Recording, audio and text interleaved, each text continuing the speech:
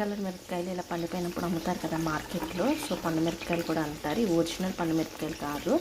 So పండు మిరపకాయలు అయితే ఇంకా పెద్దగాను బాగా ఎర్రగా ఉంటాయి అన్నమాట. సో ఇది గ్రీన్ కలర్ ఇలా పండినప్పుడు మార్కెట్లో దొరికినప్పుడు నేను తీసుకున్నాను అనమాట.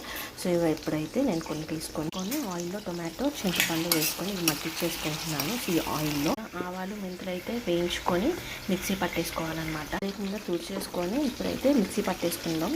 కల్లుప్పు వేయించిన చింతపండు కూడా వేసుకొని మిక్సీ పట్టుకున్న తర్వాత ఆయిల్ పోసి టమాటాలు పోపు వేసేసుకొని కొంచెం ఇంగువ కూడా వేసుకొని ఇదంతా బాగా మ్యాష్ చేసేసుకోవాలన్నమాట. ఇదేమి ఇంకా నేను టమాటా మిక్సీ పట్టట్లేదు, కొంచెం ఇంగువ కూడా యాడ్ చేస్తున్నాను. గుజ్జుగా అయిపోయిన తర్వాత చేసుకున్న పేస్ట్ని కూడా దీంట్లో యాడ్ చేసేసుకునే పౌడర్ కూడా వేసేసుకున్నాము. సో ఇప్పుడు చూసారా మనకి ఇన్స్టెంట్గా ఇలా పండుమిరపకాయ టమాటా పచ్చడి అయితే అప్పటికప్పుడు పెట్టేసుకోవచ్చు. సో పచ్చిమిరపకాయలు పండిపోయినప్పుడు ఈ విధంగా ఖచ్చితంగా ట్రై చేయండి. Please like, share and subscribe my channel. Thank